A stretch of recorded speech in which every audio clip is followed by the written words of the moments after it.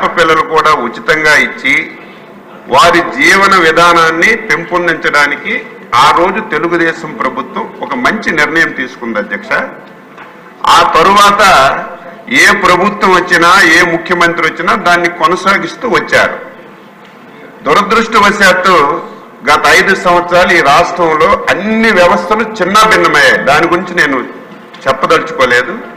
కానీ ఎవరైతే వారి వృత్తి మీద జీవనం సాగిస్తున్నారో అటువంటి వ్యవహారాన్ని కూడా విడిచిపెట్టకుండా దీన్ని కూడా ఈరోజు తీసుకోవాలని చెప్పి ఒక దుర్మార్గమైనటువంటి ఆలోచన చేసి 217 జీవో తీసుకొచ్చారు.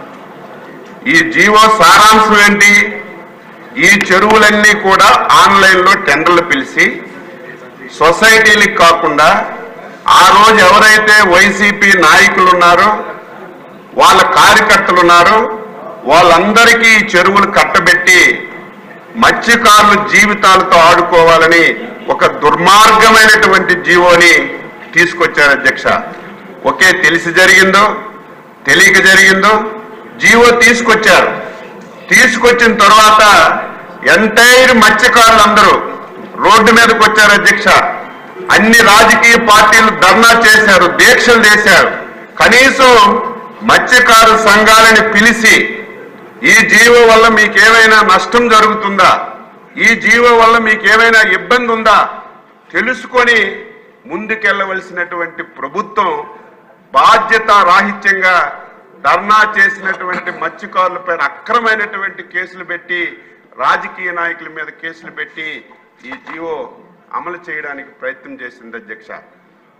ఆ రోజు ఎన్డీఏ పార్టీలు చంద్రబాబు నాయుడు గారు, పవన్ కళ్యాణ్ గారు, బీజేపీ కలిసి ఎన్నికల్లో చెప్పాం, రేపు అధికారంలోకి వస్తున్నాం, మత్స్యకారులందరూ ధైర్యంగా ఉండండి, వచ్చిన వెంటనే ఈ జీవోని రద్దు చేస్తామని చెప్పి స్పష్టమైనటువంటి హామీ ఇచ్చాం. మా హామీని నమ్మారు. ఇచ్చాపురం నుంచి నెల్లూరు వరకు ఏవైతే మత్స్యకారులు ఉన్నటువంటి నియోజకవర్గాలన్నీ కూడా అందరూ మా నమ్మకం మీద ఓట్లేసి మమ్మల్ని అందరినీ గెలిపించారు. ఇచ్చిన మాట ప్రకారం ఈ జీవోని రద్దు చేయాలని చెప్పి ప్రభుత్వం నిర్ణయం చేసింది. ఈ నిర్ణయాన్ని రేపు వచ్చే క్యాబినెట్లో పెట్టి తప్పనిసరిగా ఈ జీవోని రద్దు చేస్తామని సభ్యులకి మత్స్యకారులందరికీ తెలియజేస్తున్నాను. రద్దు చేయడమే కాదు అధ్యక్ష, మళ్ళీ ఉచితంగా చేపలు ఇస్తాం.